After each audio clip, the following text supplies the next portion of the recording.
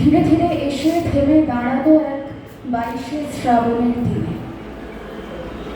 উপনিষদের যে অমর বাণী আনন্দরূপম মৃতম যদি ভাতি, অর্থাৎ যা কিছু প্রকাশমান সবই তার আনন্দময় ও অমৃত রূপ কবিতার আজন্মের সাহিত্য সঙ্গীত ও দর্শনে লালন করেছিলেন। এই দিনটিতে তিনি নিজেই সেই পরম প্রকাশ ও অমৃত লোকে বিলীন হয়ে যান। 25শে বৈশাখ রবীন্দ্রনাথের আবির্ভাব আর 22শে শ্রাবণ তার প্রয়াণ।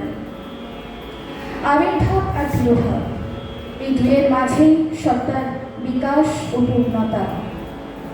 জন্ম ও মৃত্যু, সূচনা এবং পরিসমাপ্তি দুই আমাদের জীবনের অবিচ্ছেদ্য অঙ্গ।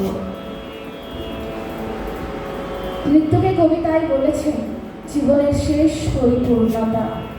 তিনি রবীন্দ্রনাথ, তিনি আমাদের প্রাণের মানুষ হয়ে আছেন প্রাণে।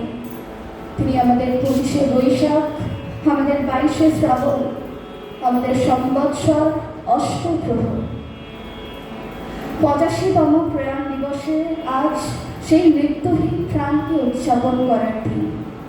আজকের অনুষ্ঠান আমরা শুরু করছি রবীন্দ্রনাথ ঠাকুরের সৃষ্টি গীতবিতানের পূজা পর্যায়ের কয়েকটি গান, যেগুলির মূল সুর ঈশ্বরপ্রীতি, আত্মনিবেদন, প্রার্থনা এবং প্রকৃতির সঙ্গে পরমাত্মার মিলনে একত্রিত এবং আমাদের কথোপকথার মধ্যে দিয়ে। গত শতকের সেই 22শে শ্রাবণে অনন্তের পথে যাত্রা করছেন যখন কবি, তখনই সন্ধ্যায় শান্তিনিকেতনের মন্দিরে উপাসনার সময় সমবেত কণ্ঠে প্রথমবার গীত হল সম্মুখে শান্তি পাড়াবার।